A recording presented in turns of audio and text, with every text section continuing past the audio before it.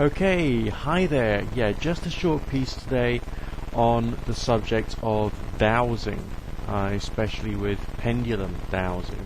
I'm sure you must be familiar of what I'm talking about. That's when you take a weight on a string or on a chain and you hang it between, let's say, your middle finger and your thumb, and just suspend it, and you let it hang, and you ask your questions, and you expect the pendulum to give you an answer, either through swinging one way, swinging the other, or moving in a line in various different directions. Alright? It's a very common technique. You can buy all kinds of ornate little pendulums from certain shops in Museum Street in London and many other New Age shops, okay? And it is one of the many other bona fide techniques that diviners use to try and find out information.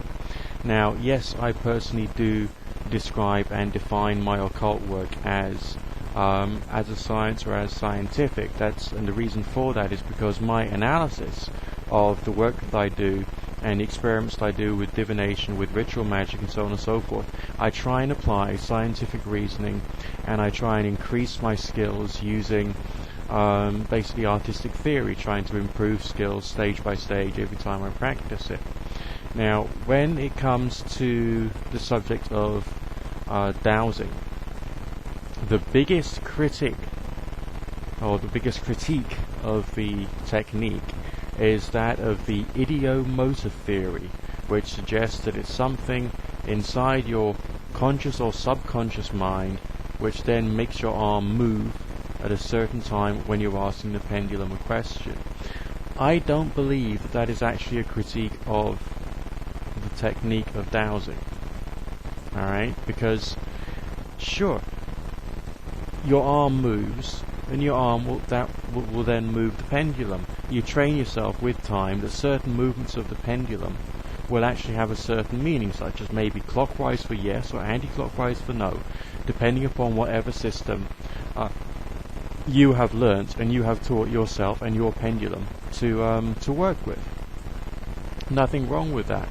But instead of saying it is definitely your subconscious mind which is moving your arm, why not take the idea of the subconscious mind away, just throw that away for the moment, and say it is a conscious force which is moving your arm.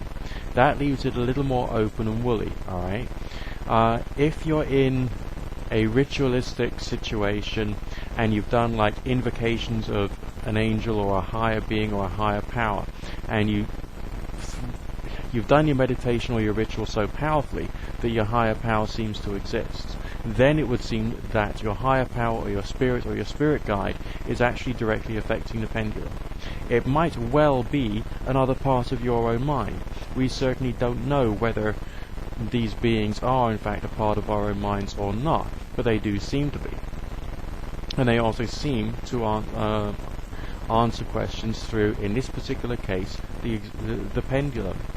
Now, what if your consciousness, be it conscious, subconscious, higher conscious, whatever, is also affected by other forces? Maybe there is telepathy. I have had telepathic experiences which I have instigated through very deep, very specific levels of prayer and meditation, which I've mentioned in some of my previous videos here on YouTube. So maybe there is something else affecting the consciousness. Again, we can't say for sure, but to rule out the supernatural aspect of telepathy, of precognition and all the rest of it, sounds to me to be daft. Yeah, we also don't have to completely 100% accept it. So what I would say is, yes, the idiomotor theory that a conscious part of your consciousness affects the muscles in your arm, which then makes the pendulum move, is a perfectly acceptable theory. Perfectly acceptable. But the question is, what is it that actually makes the consciousness react in a certain way? Now, by example, I can show you this. This is a good old-fashioned voltmeter. It has a needle, and it has a couple of contacts at the back. I don't know whether you can see that in this appalling light, okay? A couple of contacts in at the back where the wires go. And the signal goes in to those contacts, alright? Just like a force affecting your consciousness. and that will affect a coil of wire and a few magnets inside there, just like the idiomotor effect, that then causes the results of the needle actually moving to indicate the voltage, for instance. Now, if you were to say, if you were to use this as a model to describe the idiomotor effect, you might as well say, no, it isn't electricity going into the voltmeter which actually causes the needle to move. It is in fact the magnets and the wires inside which causes the needle to move. Yeah, right, but we can see that there's electricity going into the back of the voltmeter via the two contacts. Alright, so with dowsing, we can't say what the other things that we're being sensitive to are. Alright, we just can't do that. It could be ultrasound, it could be electromagnetism, it could be consciousness, it could be telepathy, it could be all kinds of things. And different models of the world will describe the cause of the movement of the pendulum as being all kinds of things. Alright? And when you're doing a bit of prayerful meditative work, or you're doing a bit with the pendulum, you can believe whatever you want. You can believe it is the angels moving it, the demons, or the spirits, the elementals. You can believe it's your higher consciousness. You can believe it is God Himself, if you so see fit. Okay? Now, the idiomotor effect is also used, if you just bear with me a second, okay?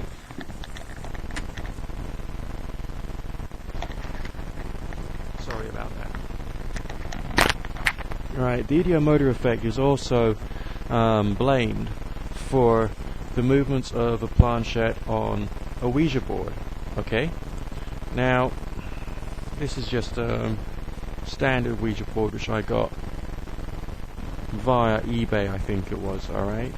And as time has passed, I've got more used to the positioning of the letters. I know where they are, so when I'm actually using my little fiberboard planchette on my Ouija board, I do get messages coming through. Once in a while, not all the time and not 100% reliably, but it does happen.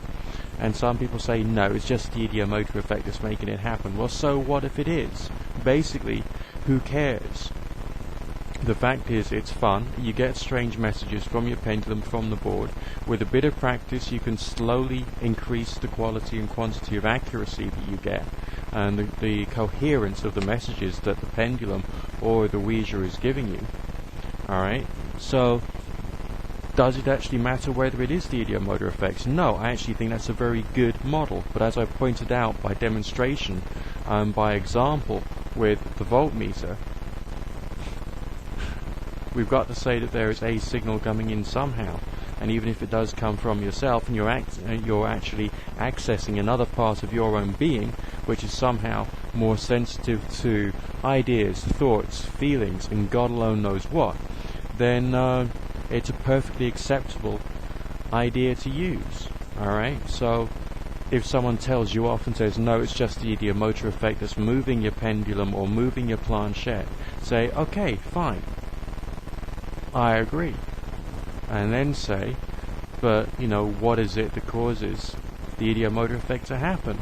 They'll say, oh, it's just inside your own mind. You're deluding yourself. Well, are you? As a spiritualist, as an occultist, as a magician, I get instances of telepathy, sharing dreams with people. These things happen. Not 100% reliably, not 100% regularly, because human skill is variable. But it does happen. So we can at least be open to there being other possible causes. So I'll just leave you with that thought. Happy dowsing and happy Ouija boarding.